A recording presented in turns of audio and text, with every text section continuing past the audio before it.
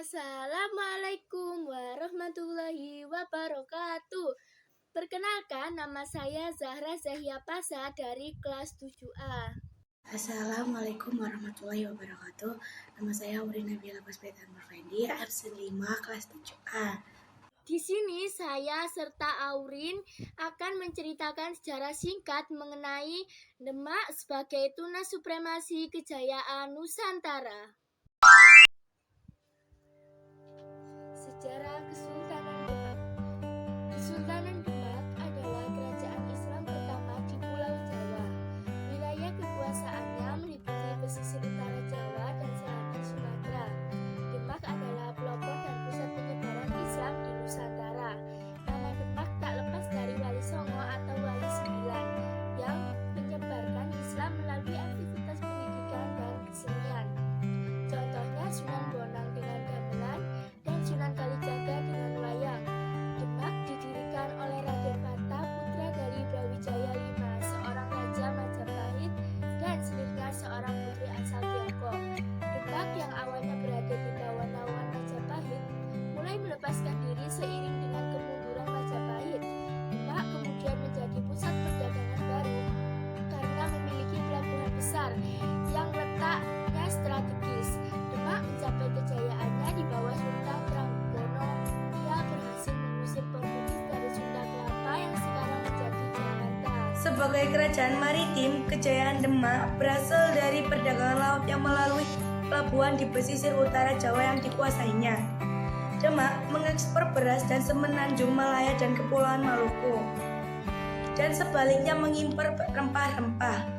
Demak berkuasa hanya 1 abad lebih, yaitu mulai tahun 1475 sampai 1554. Kekuasaan Demak runtuh setelah raja terakhirnya terbunuh, dan penguasa terbarunya mengubah status Demak sebagai bagian dari Kesultanan Panjang.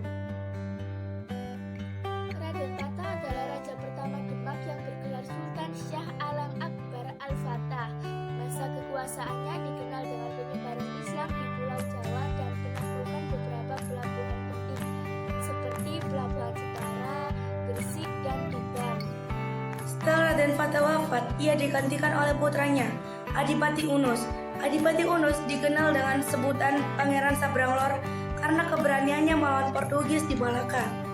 Ia wafat ketika melawan Portugis untuk terakhir kalinya pada masa 1521. Adipati Unus tidak memiliki keturunan sehingga digantikan oleh adiknya, Sultan Trenggono pada masa Sultan Trenggono. Kesultanan Demak mencapai puncak kejayaan. Prestasinya termasuk meluaskan daerah kekuasaan Demak ke Jawa Barat dan Timur.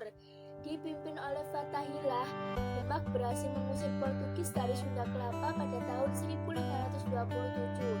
Sunda Kelapa kemudian diubah namanya menjadi Jayakarta yang berarti kemenangan. Pada tahun 1546, Kesultanan Trenggono tewas saat menyerang daerah Panurakan Situbondo. Anak Sultan Trenggono yang bernama Sunan Prawoto naik takhta menjadi raja keempat Demak. Kekuasaan Sunan Prawoto tidak berlangsung lama. Arya Penangsang, sepupunya, merasa lebih berhak menjadi sultan. Ia juga ingin membalas kematian ayahnya, Pangeran Sekar, yang tewas di tangan Sunan Prawoto. Sunan Prawoto akhirnya terbunuh dan Arya Penangsang naik tahta menjadi raja kelima Demak. Konflik antara saudara ini masih terus berlanjut.